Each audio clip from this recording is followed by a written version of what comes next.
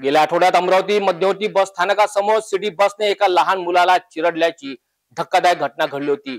आता अमरावती जिल्हा auto union चालक मालक संघटना अध्यक्ष नितीन मोहोळ यांनी पत्रकार परिषदेचे आयोजन करून सिटी बस चालकाविरुद्ध सदोष मनुष्यवधाचा गुन्हा दाखल करण्याची मागणी पत्रकार परिषदेच्या माध्यमातून केली आहे।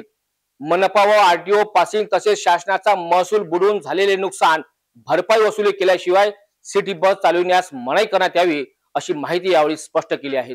आरटीओ महानगरपालिका आणि ठेकेदार यांच्या सहीचा टाइम टेबल आहे, त्याच्या कॉपीज काढायला सांगितलं होत्या, मी पटकन जाऊन काढलो मला एक कॉपी। त्याच्यामध्ये 9952 नंबरची जी गाडी आहे तिचा ऍक्सिडेंट झाला, ती गाडी डेपो पासून तर आपला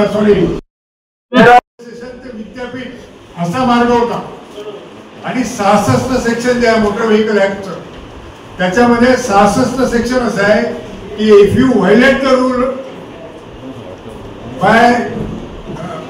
bye defaulting area route and purpose.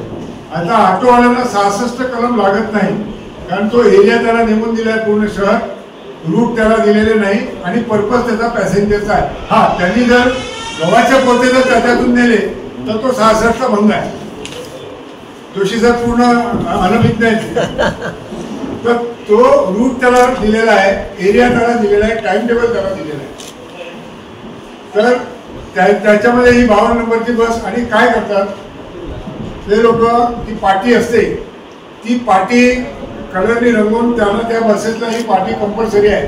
हे काय करतात, क्रीम जिथे आहे म्हणजे पॅसेंजर जिथे जास्त आहे तिथे पटकन बस आणतात आणि हाताने, तुम्ही जर त्याचा फोटो पाहिला तर मी तुम्हाला एका दोघांना व्हॉट्सअपवर पाठवतो, त्यांनी हाताने तसा आपण असा झेरॉक्स पेपर करून ते रूट लिहितात डेपो आणि तो चिटकवलेला आहे तो कागद, ती ज्या दिवशी बसची जमा झाली उडी केली त्या बसेसला तो पेपर लावला, आम्ही ते निदर्शनास आणले। आता वळूया पुढील बातमीकडे।